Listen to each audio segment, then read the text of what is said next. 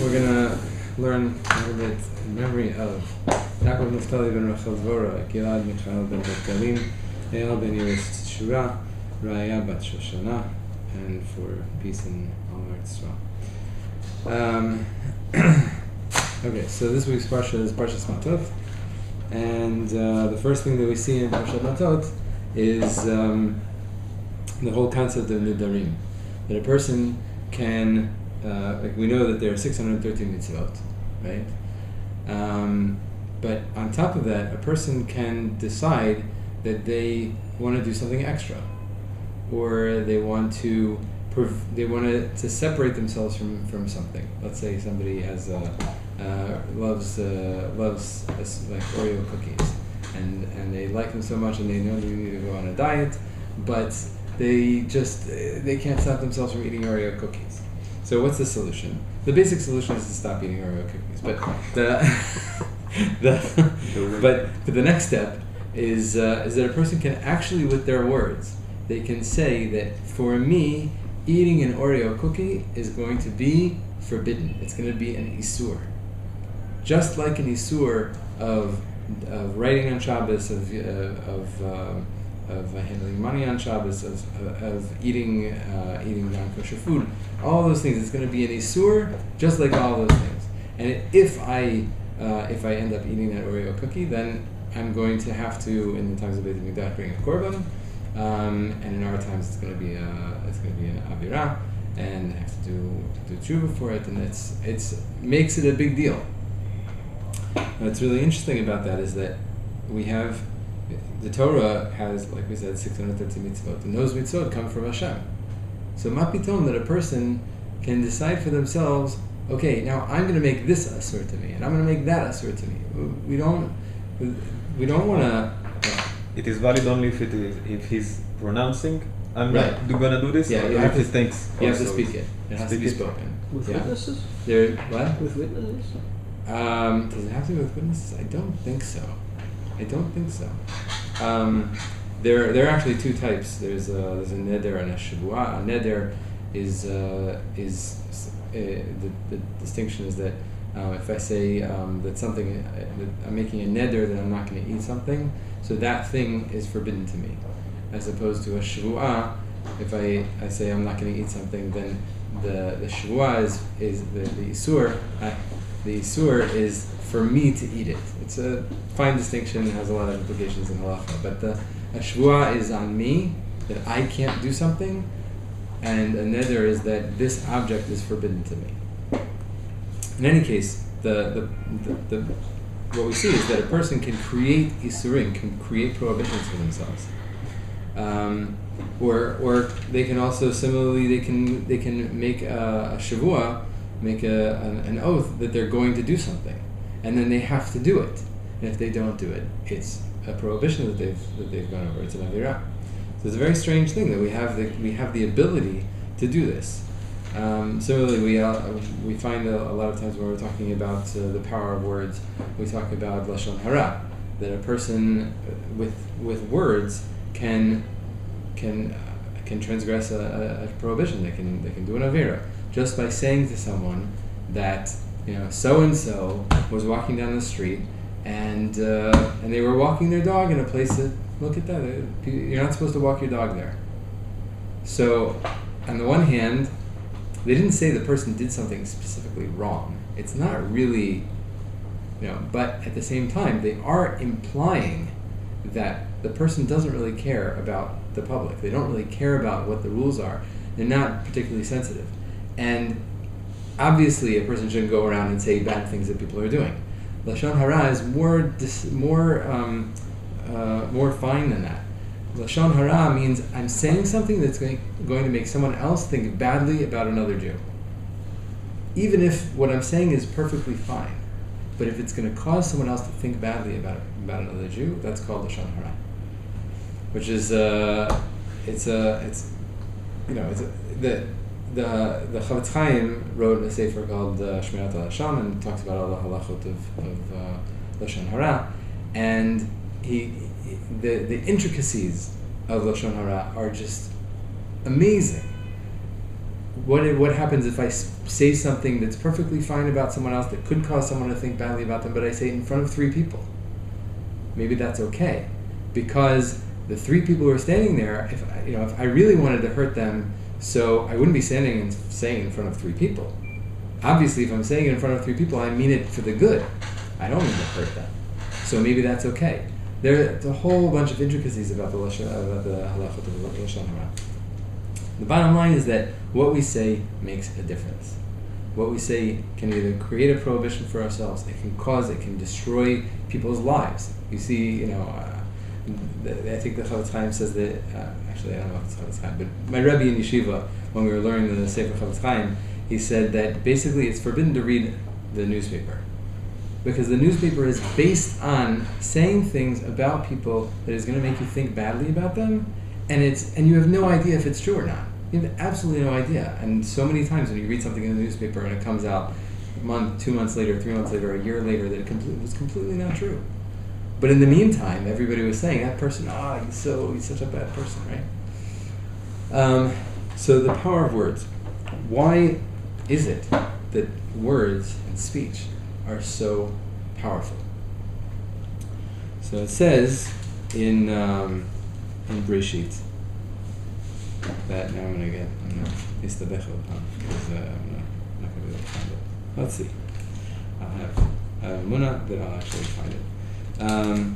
It says by Adam Rishon, when he was created, that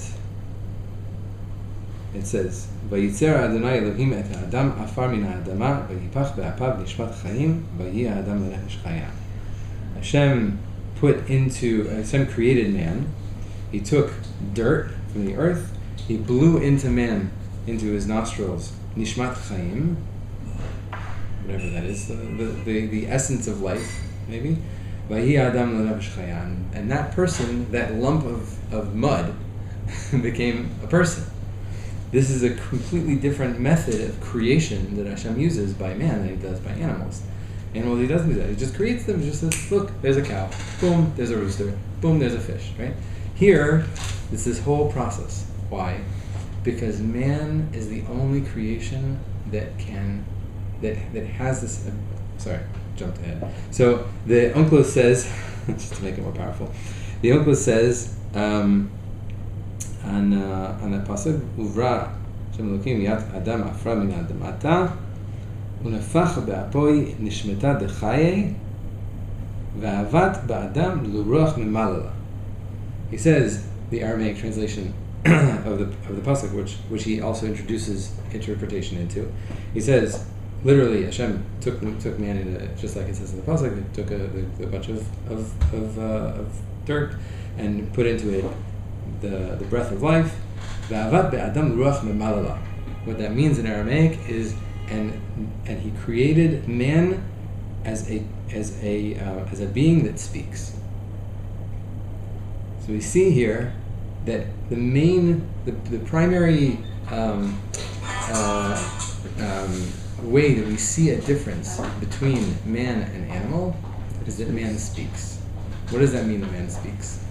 That man can take thoughts, what happens inside of his body, the spiritual aspects of him, and turn them into something that's physical. I can decide that I'm going to say something, and when I say it, it creates a physical impact. Now, I'm not talking about the sound waves that come out of my mouth and everything like that. I'm talking about the ability for me to communicate. At the same time, researchers will talk about the dolphins can speak and monkeys can speak and probably elephants can speak, and everybody has a way of communication. So something that I thought about in terms of this is that what does it mean? It doesn't mean that I can communicate with someone. I can when I want food, I can tell my mother I want food. I'm sure a dolphin can do that. I'm sure a monkey can do that. It doesn't mean that. It means that if I want to decide to communicate something, I can decide to do it. I have an aspect of bechira. Not only can man speak, but a man can choose what words he uses. A man can choose to speak in one language or another. I didn't do the research, but I'm not sure that animals can do that. But the snake in the Bereshit, in Yeah. the story of heaven, Right. he also spoke and also chose what to say. That's true. That's true. It's you have to understand exactly what that means. Did it really mean that the snake spoke? Maybe it didn't really speak. Maybe it was indicating something. I don't know. It's a good question. What does that mean that the snake spoke? But the idea, I think, is that a person can choose how to communicate. Do they want to use words that are positive? Do they want to use words that are negative? Do you want to use a language that's convincing, or do you want to use a language that's stern? Do you want to? These are the kinds of things that separate us from animals, and that brings us back to lashon hara. If I want to communicate something good about someone, I should be clear about how I'm communicating that it's good, and not leave it to question, and not leave it as an open-ended thing that, the classic example in the Chavetz Chaim is he says that somebody comes up and says, "Where can I find food?" And the other person says, "Well, over at so-and-so's house, there's always a fire going." So the fact that there's always a fire going, you can interpret that as meaning, so they always have food and maybe they always have guests coming in or whatever. You could always also interpret it as they're constantly eating, they're constantly cooking, gluttonous people, right? If you want to say something good about someone, say it. Say. So they're a wonderful person. At the same time, we don't want to give machmaot. We don't want to give overly abuse saying nice things about people. But so in any case, there are many rules and things that need to be taken into consideration when speaking. And similarly with the oaths, that I have the power to create a reality for myself that forces me to do something that I want to do, something that's good for me, right? If I want to really make a decision to do something, right? That's what a shvuah and a neder is. I decide I want to do something, and I speak to the extent that it's going to force me to do it. I have that power. I can decide what it is that I want to do. Hopefully, with all of these tools that we have, we can obviously use these tools for positive growth in ourselves, for positive encouragement of other people, and stay away from the negative things that can come from speech.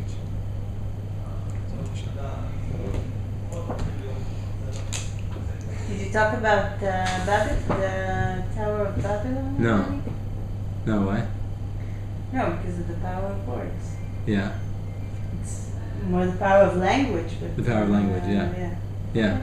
No, the Tower of Babel is a very interesting case, because it actually says that before the Tower of Babel, everybody spoke Hebrew.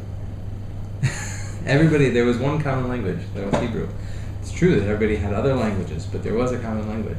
And then Hashem, when he decided to, and then they used that language to build a tower to unify themselves against Hashem. And then Hashem destroyed the Tower of Babel and said, "Okay, you guys, you can't have one common language because it's too dangerous."